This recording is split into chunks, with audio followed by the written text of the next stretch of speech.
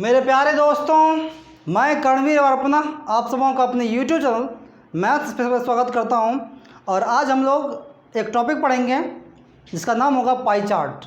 और pie chart से जितने भी क्वेश्चंस पॉसिबल हैं या बन सकते हैं उन सभी को हम लोग इस वीडियो में देखेंगे। तो ये वीडियो थोड़ा सा लंबा हो सकता है। तो आज का जो टॉपिक है, आइए स्टार्ट करते हैं। पाई या वृत्त चार्ट। देखिए, एक्चुअल में होता क्या है कि ये जो पाई चार्ट है ये बनता कैसे है, कितने आधार पे इसको बना सकते हैं, बिल्कुल एक एक चीज़ बिल्कुल बारीकी से देखेंगे ताकि आपका इससे उठने वाले कोई भी क्वेश्चन में ना तो कोई डाउट हो और उसको कम्प्लीटली बना सकते हैं। चलिए कि आप मार्केट गए और वहाँ से कुछ सामग्री ला, जैसे मान के लिए पेन 120 रुपये का लिए, कॉपी ये आप 90 रुपये का ले लिए, पेंसिल ये आप 60 रुपये का लिए, और बुक ये आप 30 रुपये का लिए। ये मेरे पास एक डाटा है, एक्चुअल डाटा है, आप अपने मन से कुछ भी ले सकते हैं। अब इसको इस वृत्त चित्र के द्वारा निर्देशित करना है या पाई चार्ट के रूप में निर्देशित करना है। तो इसके कितने तरीके हो सकते हैं? अभी तो ये जो डाटा है मेरा, ये रॉ डाटा है, एक्चुअल डाटा है, एक्चुअल डाटा है ये, इसमें कोई भी छेड़छाड़ नहीं किया गया है, ये जैसा का तैसा हम लोग लिखते हैं। अब इस डाटा को रिप्रेजेंट करना है अगर बाय द वे सर्कुलर वे में, तो इसके कितने तरीके हो सकते हैं? तो इसको जो रिप्रेजेंट करने के 3 तरीके होते हैं, ठीक है। इसको हम लोग 3 तरीके से रिप्रेजेंट कर सकते हैं। किस किस फॉर्म में भाई? मान के लिए एक तो है फ्रैक्शन के फॉर्म में, फ्रैक्शन के फॉर्म में इसको रिप्रेजेंट कर सकते हैं जो डाटा है मेरा। दूसरा कर सकते हैं एंगल के रूप में, डिग्री के रूप में। और तीसरा कर सकते हैं भाई हम लोग परसेंटेज के रूप में। बिल्कुल, बस थोड़ा सा ध्यान दीजिए, आपका पूरा का पूरा कॉन्सेप्ट क्लियर हो जाएगा।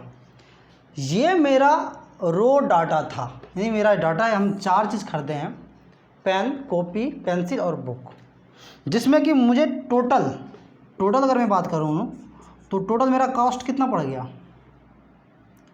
ये हो गया भाई मेरा 90, 180, टोटल 300।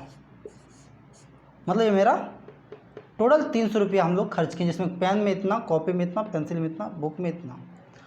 अगर हम लोग इसको फ्रैक्शन के रूप में रिप्रेजेंट करें तो भाई कॉपी में कितना, पहले हम देख लेते हैं। पेन में भाई कितना खर्चा किए? तो पेन का अगर मैं बात करूं तो 120 रुपया तो पेन में खर्चा किए हैं, और टोटल कितना खर्च किए हैं? ये 300। तो ये मेरा फ्रैक्शन के रूप में आ जाएगा। कितना भाई? 6 दूनी 12, 6 पंचे 30, अर्थात 2/5, यानी 2/5 हिस्सा पेन में खर्च किए। कॉपी का अगर मैं बात करूं इसी तरीके से तो 90/300, यानी ये कितना हो गया भाई? 3/10 ये कॉपी में खर्च किए। जस्ट लाइक पेंसिल का मैं अगर बात करूं, थोड़ा सा बस ध्यान दीजिए, पेंसिल का मैं अगर बात करूं तो कितना खर्च कर दिया भाई? 60/300, अर्थात 1/5। यहाँ तक दिख रहा है ना? ओके। और अगर मैं बुक का बात कर लूँ तो ये हो गया भाई 30/300, अर्थात 1/10। यानी कि जो मेरा रो डाटा था उसको हम लोग फ्रैक्शन के रूप में ला दिए। अब इसको एंगल के रूप में अगर रिप्रेजेंट करेंगे तो ज़रा देखिए क्या होता है। एक्चुअल में कोई भी अगर एक बिंदु पर टोटल कितने डिग्री का कोण अगर बनता है तो वो होता है भाई 360 डिग्री, जो हम लोग जान रहे हैं, ठीक है।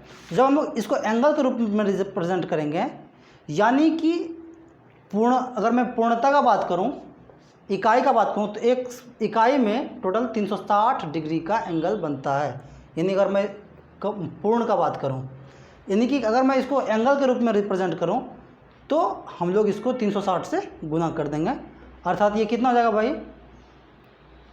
जब 2/5 को 360 से गुना कर देंगे भाई तो ये कितना हो गया 72 दूनी 144 डिग्री। डाटा ये आपका लिखा हुआ है पहले से। अगर मैं 3/10 को इसको रिप्रेजेंट करूं तो ये कितना हो गया 36 दिया, यानी ये 108 डिग्री। ठीक है, ये है 1/5, इसको अगर 360 से गुना करेंगे ये हो गया 72 डिग्री, और ये हो गया आपका 1/10 इंटू 360 तो ये हो गया 36 डिग्री। ये फ्रैक्शन में इसको रिप्रेजेंट किए थे, ये एंगल के रूप में रिप्रेजेंट किए।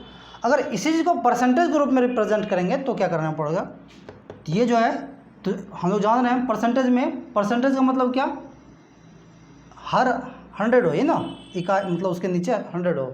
यानी कि अगर मैं पूर्ण का बात करूं, कंप्लीट का बात करूं तो 100% मतलब पूर्णता। यानी इसको ये जो फ्रैक्शन है इसको आप 100 से गुना कर देंगे तो हम लोगों का परसेंटेज के फॉर्म में आ जाएगा। यानी ये 2/5 है, इसको अगर आप 100 से मल्टीप्लाई कर देंगे तो ये कितना हो गया भाई 40%। यानी पेन का जो कॉस्ट है टोटल कॉस्ट का 40% है। उसी तरीके से आप कॉपी का निकाल सकते हैं। कॉपी का कितना था भाई, अगर इसको हम 100 से मल्टीप्लाई कर देंगे तो ये हो गया कितना भाई 30%। अगर आप 1/5 का बात कीजिएगा तो ये हो गया 20%, और ये जो 1/10 है अर्थात ये 10% कॉस्ट है टोटल का।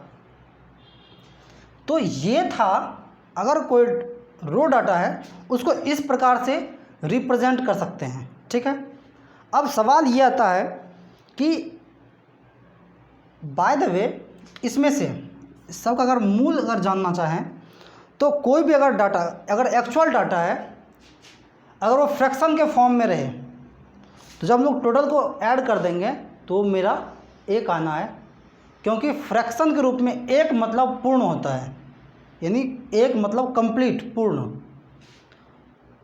मैं अगर एंगल की बात करूं तो एंगल में एक कंप्लीट सर्कल या एक साइकिल लगाने में 360, यानी टोटल जो डाटा रहेगा मेरा उसका जो जब हम उसको जोड़ देंगे जो उसका सम होगा वह 360 डिग्री होगा। और अगर मैं परसेंटेज का बात करूं तो 100% होगा। अब देखिए इतना चीज़ मेरा बोलने का बस केवल और केवल एक ध्येय ये था कि डिग्री में मेरा 360 डिग्री जो होगा वो 100% के बराबर होगा, और वो फ्रैक्शन के रूप में 1 के बराबर होगा। क्योंकि कभी कभी क्या है, जो डाटा मुझे दिया जाता है उसमें से डिग्री के फॉर्म में रहता है तो वहाँ से परसेंटेज के फॉर्म में बदलना पड़ता है, या परसेंटेज में दिया रहेगा तो उसको डिग्री के फॉर्मेट में बदलना पड़ता है, या परसेंटेज के फॉर्म में है उसको फ्रैक्शन के फॉर्म में बदलना होता है। तो वहाँ से हम लोग बहुत ही आसानी तरीके से मतलब बदल सकते हैं। ठीक है, तो आइए एक बार इसको हम लोग एक एग्जांपल के थ्रू समझते हैं। हमारे इस क्वेश्चन में, इस एग्जांपल में दिया गया है, ये एक डाटा दिया गया है जो कि खर्च शो कर रहा है। इसमें सामग्री पे 40%, श्रमिक पे 20%, बिजली पे 10%, अनुरक्षण पे 12% तथा किराया पे 18% खर्च हो रहा है। तो इससे संदर्भित कुछ क्वेश्चन हैं जो कि पूछा गया है। पहला क्वेश्चन है कि यदि अनुरक्षण पर व्यय 6000 रुपये हो तो सामग्री का मूल्य क्या होगा। अर्थात फर्स्ट ऑफ ऑल ये जो डाटा है, अभी हम लोग देखें कि डाटा को 3 प्रकार से रिप्रेजेंट किया जा सकता था, परसेंटेज फॉर्म में, डिग्री फॉर्म में और फ्रैक्शन के फॉर्म में। तो फिलहाल ये परसेंटेज के फॉर्म में है। इसका मतलब है कि जो कुल खर्च है उसको हम लोग 100 एज्यूम करेंगे। ठीक है, देखिए यहाँ से हम लोग को क्या क्या निकाल सकते हैं। फिलहाल बात 2 चीज़ का कर रहा है, अनुरक्षण और सामग्री का। तो अनुरक्षण भाई यहाँ है और सामग्री यहाँ है। तो अब बात है अनुरक्षण पे 12% खर्च कर रहा है तो ये 6000 है। तो सामग्री पे अगर 40% खर्च कर रहा है तो कितना खर्च होगा। तो इसके लिए हम लोग देखिए, अगर आप नए हैं तो इसके पहले हम लोग एक बार बात किए थे कि कंपेयर करने वाली विधि पे। यहाँ लिख देते हैं भाई, इधर दिख रहा है ना भाई, यहाँ लिखते हैं अनुरक्षण और यहाँ लिख देते हैं सामग्री। अनुरक्षण पे 12% है और सामग्री पे 40%, और ये 12% बराबर दिया हुआ है कितना, 6000 है कि नहीं। तो ये 40% बराबर कितना। तो हम क्या सीखे थे भाई, याद कीजिए। तो हम सीखे थे इसको ऐसे कटा सकते थे, ऐसे कटा सकते थे, क्रॉस में गुना करेंगे, यानी ये अगर भाग देंगे तो 12 पंचा 60 यानी 500 गुना, और ये 4 पंचा 20 अर्थात 20,000 रुपये। ठीक है, यानी कि कहने का मतलब हम लोग ये कंपेयर करके बहुत ही आसानी से इस चीज़ को निकाल सकते हैं। यानी कि यहाँ से हम लोग क्या कर सकते हैं, ये जो 12% था अनुरक्षण का वही मेरा दिया गया था 6000, यानी 12% बराबर 6000, तो 40% बराबर कितना। नेक्स्ट क्वेश्चन देखिए, कह रहा है कि बिजली और अनुरक्षण पर कुल व्यय। अब सवाल डाटा में थोड़ा सा चेंजेज है कि बिजली और अनुरक्षण पर कुल व्यय 11,000 रुपये है, यानी कहाँ है भाई, अनुरक्षण यहाँ है और बिजली कहाँ है, यहाँ है। यदि इन दोनों का मिलाकर जो खर्च है 11,000 रुपया है, तो पूछ रहा है किराया क्या होगा, इसके बारे में पूछ रहा है। तो देखते हैं, इधर आपको दिख रहा है क्या, ओके। यानी कि बिजली और अनुरक्षण लिख देते हैं, थोड़ा सा ऊपर करके लिखते हैं, यहाँ दिखाई ना, बिजली और अनुरक्षण पर कितना खर्च हो रहा है भाई, 12 और 10 यानी 22%, और ये 22% बराबर दिया हुआ है कितना भाई, 11,000। पूछ क्या रहा है, पूछ रहा है किराया। किराया कहाँ है भाई, ये ना, यानी 18%। अब सवाल सीधी सी बात समझिए कि ये 22% बराबर 11,000 है, यानी इसका जस्ट आधा, तो 18% बराबर, या तो आप उसको डायरेक्ट मौखिक सवाल मौखिक कर सकते हैं कि कितना जाएगा भाई, इसका भी आधा कितना, 9, अर्थात 9,000 रुपये।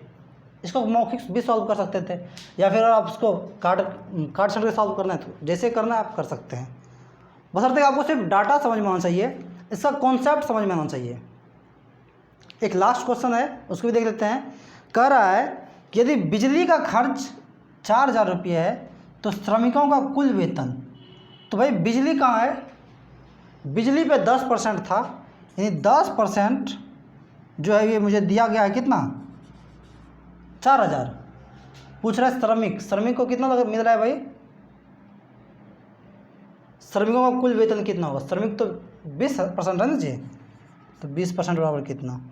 तो इसको आप बिल्कुल सिंपल सोच सकते हैं, ठीक है। 10% बराबर 4,000, तो 20% बराबर सीधा ये अगर ये इसका ये दुगुना हो गया ना, तो इसका भी दुगुना कर दीजिए, 4 दूनी 8,000, ठीक है। नहीं अगर वे से जाना है तो तरीके से भी आप आ सकते हैं। आज जरा देखिए कि कुछ मतलब और क्या क्या यहाँ पे पॉसिबल था। इसी क्वेश्चन को अगर बगैर में मिटाई में बात करूँ, अगर मैं कहूँ इसको मैं अगर डिग्री में, सामग्री में जो खर्च है उसको डिग्री के रूप में अगर बाय द वे रिप्रेजेंट करने के लिए पूछ दिया जाए तो क्या कर सकते थे, वो भी देख लीजिए। मान के चलिए कि अभी जो मेरा ये जो डाटा था, क्वेश्चन में पूछ देता कि सामग्री का जो खर्च है उसको एंगल के रूप में रिप्रेजेंट कीजिए, ठीक है। तो देखिए कैसे कन्वर्सेशन होना था वहाँ पे, तो वहाँ पे हम लोग लिखते एंगल, इधर लिखते परसेंटेज, सीधी सी बात समझिए इसको, एंगल परसेंटेज। एक बात तो साफ सुथरा है जो कि हम लोग बात कर चुके हैं, इसे अगर फ्रैक्शन के रूप में भी अगर डालना होगा तो आप इधर भी डाल सकते हैं, कोई दिक्कत नहीं है। फिलहाल अगर हम लोग एंगल और परसेंटेज के रूप में अगर कन्वर्ट कर रहे हैं तो बात किए थे एंगल का जो 360 डिग्री है वो परसेंटेज के 100% के बराबर है, ठीक है। तो मुझे किसको परसेंटेज एंगल के रूप में रिप्रेजेंट करना है डिग्री फॉर्म में, सामग्री को, और सामग्री है कितना 40%। तो ये हम लोग निकाल सकते थे, कैसे भाई, तो इस जान रहे हैं, इसको काट दीजिए 2 बार में, ये 5 बार में, ये कितना हो गया 720/5 अर्थात 144 डिग्री। कोई दिक्कत? किसी को भी आप रिप्रेजेंट कर सकते हैं। अगर वो परसेंटेज फॉर्म में है तो वहाँ से हम लोग इसको डिग्री फॉर्म में कन्वर्ट कर सकते हैं। अगर वो डिग्री फॉर्मेट में है तो परसेंटेज के रूप में कन्वर्ट कर सकते हैं। कोई दिक्कत? एक और एग्जांपल देख लेते हैं। एक और एग्जांपल ले लिए। यहाँ देखिए एक डाटा दिया हुआ है जिसमें कि मुख्य रूप से एक व्यक्ति का आय जो है, कुल आय, उसके विभिन्न मदों पे जो खर्च है उसका परसेंट दिया हुआ है कि वो 20% भोजन पर, 15% यात्रा पर, 25% शिक्षा पर, बचत कुल 20% करता है और 20% किराया पे खर्च करता है। ठीक है, चूँकि परसेंटेज के रूप में दिया गया है तो एक चीज़ तो हम कह सकते हैं कि भाई ये जो है ये प्रतिशत के फॉर्म में है और इसका जो कुल आय होगा वो कितना होगा, 100, यानी 100 रुपये अगर पूरा उसका आय है तो ऐसा ऐसा खर्च करता है। क्वेश्चन देखिए, क्वेश्चन कह रहा है कि यदि शिक्षा तथा यात्रा पर, कहाँ है भाई शिक्षा, शिक्षा यहाँ है, शिक्षा तथा यात्रा पर खर्च का अंतर 4000 रुपये है तो परिवार की कुल आय। सोचिए, हड़बड़ाना नहीं है, शिक्षा पर कितना खर्च करता है भाई, 25% और यात्रा पर करता है 15%, अर्थात उसका जो अंतर है वो अंतर कितना है, 10%। और यही 10% दिया हुआ है कितना, 4000, तो कुल आय, और कुल आय तो कितना होगा, 100% होगा। यानी कि अगर 10% 4000 है तो 100% बराबर कितना, अर्थात 40000। मौखिक सॉल्व कर सकते हैं, अगर नहीं तो इसको देख लीजिए एक बार कि शिक्षा और यात्रा का जो अंतर था वो था 10% और यही दिया हुआ है कितना, 4000।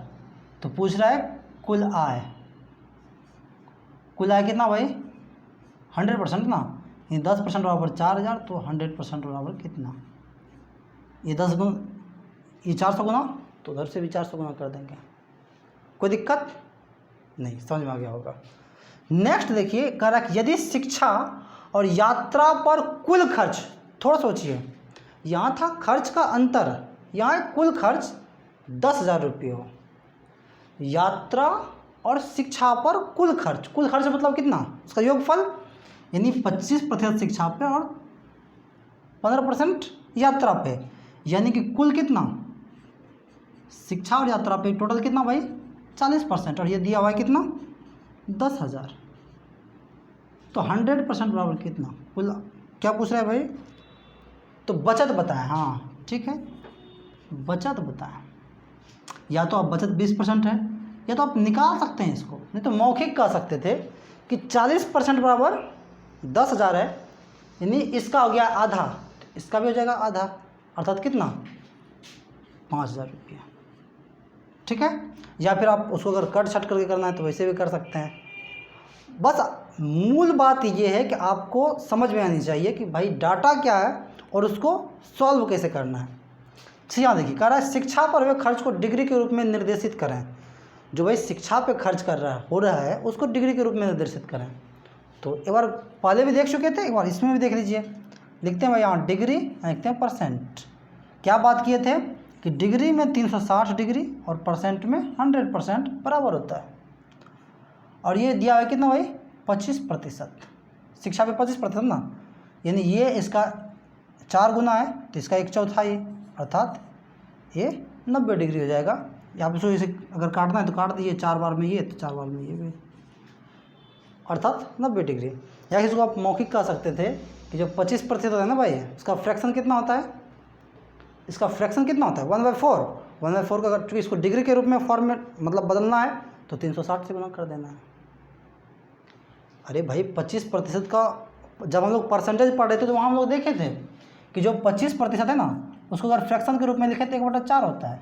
चूँकि उसको डिग्री के रूप में निर्देशित करना था, इसको 360 से गुना कर देंगे, अर्थात 90 डिग्री। अगर आप मूल बात को समझते हैं तो मायने नहीं रखता कि क्या पूछा गया है, क्वेश्चन क्या है, ये मायने नहीं रखता है। अगर आपको कॉन्सेप्ट क्लियर है तो आप क्वेश्चन को सॉल्व कर सकते हैं बहुत ही ईजी वे में। मुझे उम्मीद है आपको ये बिल्कुल समझ में आ रहा होगा। कुछ और एक क्वेश्चन देख लेते हैं।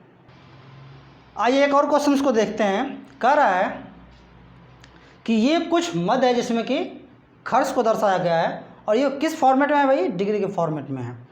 तो जैसे डिग्री के फॉर्मेट में है तो वहाँ से कुछ इन्फॉर्मेशन जो कि हम लोगों को मिल जाता है, अर्थात जो कुल खर्च होगा वो कितना होगा, डिग्री का फॉर्मेट में है तो 360 डिग्री। चूँकि अब आइए यहाँ देखते हैं क्वेश्चन पे। क्वेश्चन कह रहा है कि खेल कूद तथा कला और शिल्प के खर्च का अनुपात। आइए देखते हैं। खेल कूद में भाई कितना है खर्च, इसका है 120 डिग्री और कला शिल्प में है 90 डिग्री, अर्थात 120 डिग्री और 90 डिग्री। रेशियो निकाल दीजिए, 3 चौक 12, 3 तिया 9, यानी ये 4 और 3 का रेशियो हो गया खेल कूद तथा कला और शिल्प के खर्च का अनुपात। दूसरा क्वेश्चन देखिए, कह रहा है किस मद में खर्च अधिकतम है। वो तो क्वेश्चन को जैसे देख, ये जो डाटा है रिप्रेजेंट जो इसको किए हैं, इसको देख के ही अनुमान लगा सकते हैं कि किसका खर्च सबसे ज़्यादा है। सबसे ज़्यादा क्षेत्र किसका है, खेल कूद का है भाई, तो खेल कूद का जो खर्च है वो सबसे ज़्यादा है खेल कूद का। कह रहा है किस मद पर खर्च कुल खर्च का 25% किया गया। जरा सोचिए, ये कहीं ना कहीं सवाल जो पूछा गया है वो मतलब बदलने वाला ही है, यानी कि कहने का मतलब हम कह सकते हैं कन्वर्सन ही है कि किस मद पर खर्च कुल खर्च का 25% है। यानी कहने का मतलब इनडायरेक्टली ये कह रहा है कि भाई 25% पहले देख लेते हैं कि अगर इसको हम लोग 25% में कन्वर्ट करेंगे तो कितना डिग्री जाएगा।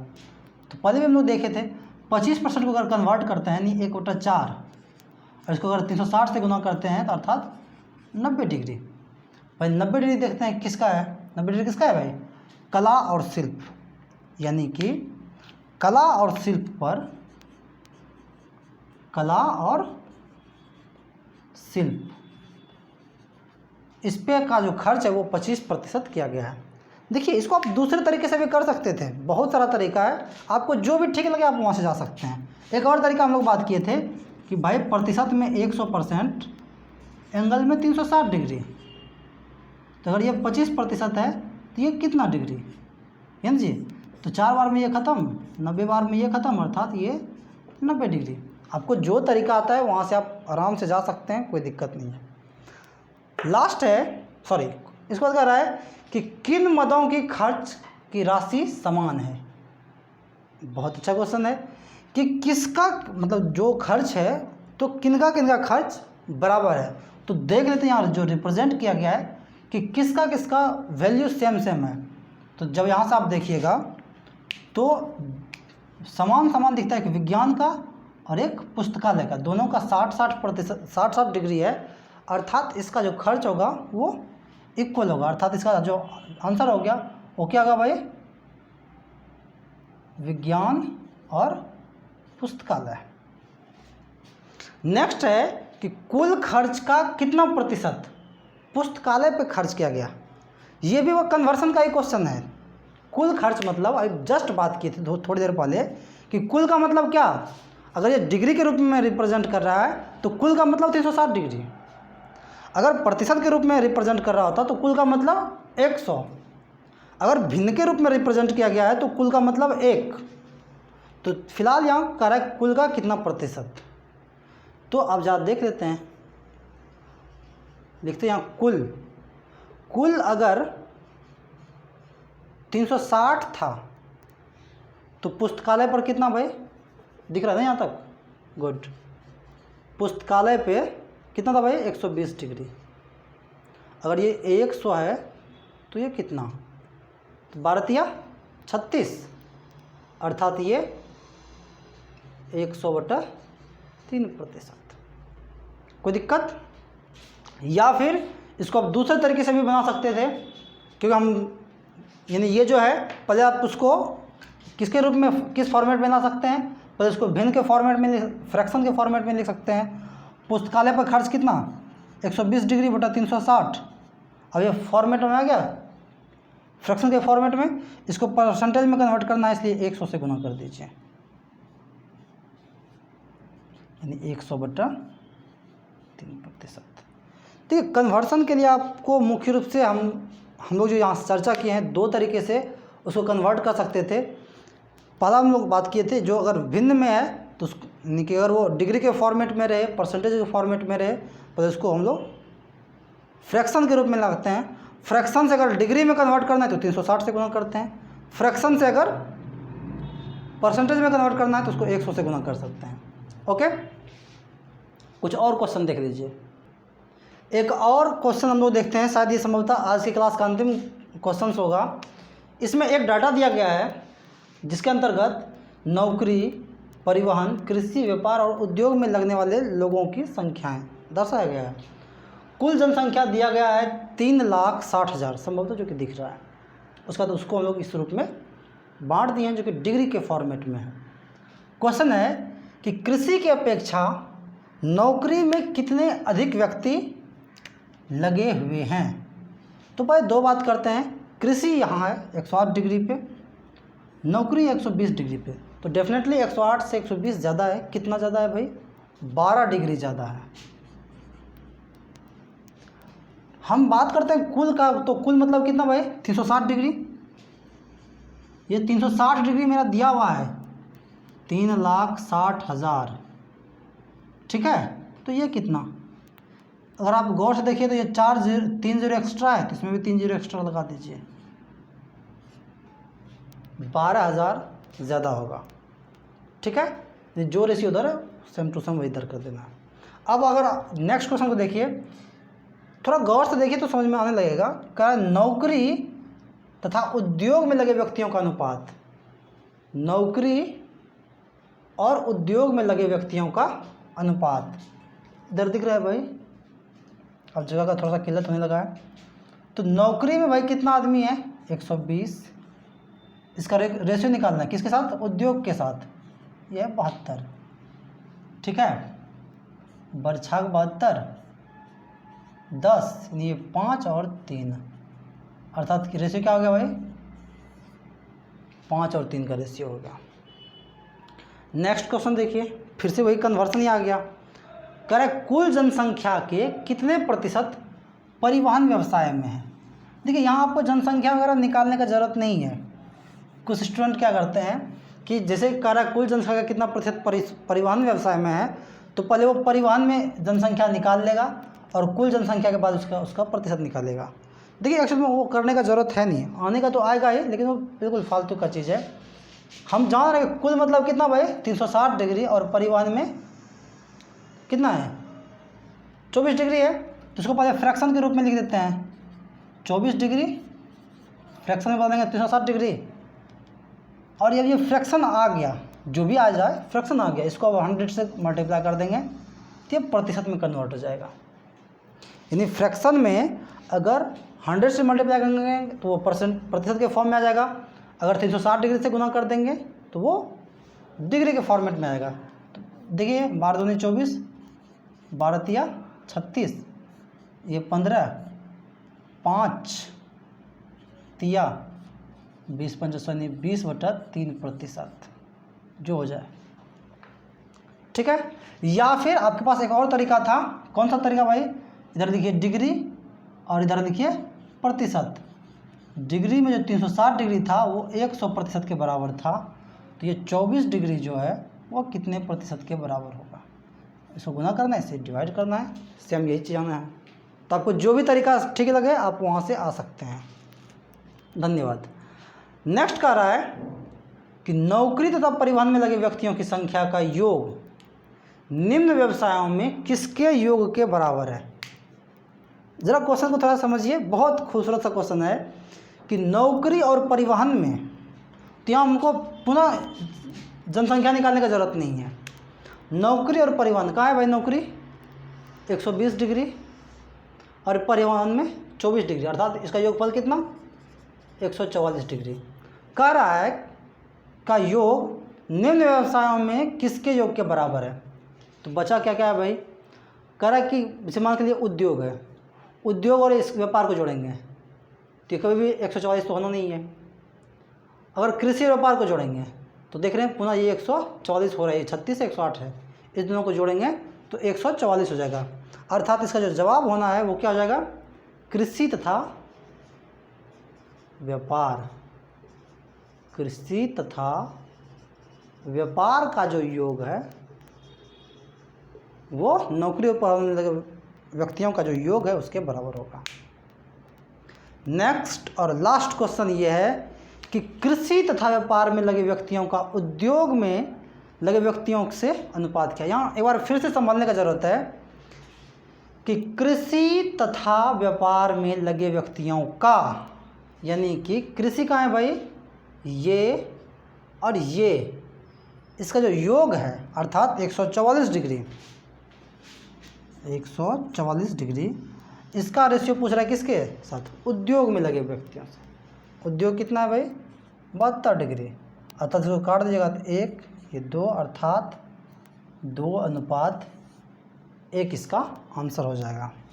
उम्मीद है कि ये क्लास आपके लिए फ़ायदेमंद रहा होगा। हम लोग जो आज जो भी सीखे वो आपको 110% समझ में आ चुका होगा। और इसका जो नेक्स्ट पार्ट है जिसमें कि हम लोग अभी तक जो सॉल्व किए हैं उसमें एक डाटा दिया रहता था और उससे क्वेश्चंस रहते थे। अब इसका जो नेक्स्ट पार्ट होगा उसमें हम लोग 2 डाटा दिया रहेगा, उसके आधार पे जो क्वेश्चंस होगा उसको सॉल्व करने के लिए सीखेंगे। तो अगर आपको ये वीडियो अच्छी लगी और आप इसका नेक्स्ट वीडियो भी देखना चाहते हैं तो मेरे चैनल को सब्सक्राइब कर दीजिए, ताकि मैं जैसे नेक्स्ट वीडियो अपलोड करूँ वो आप उसका जो नोटिफिकेशन है आप तक पहुँच जाए।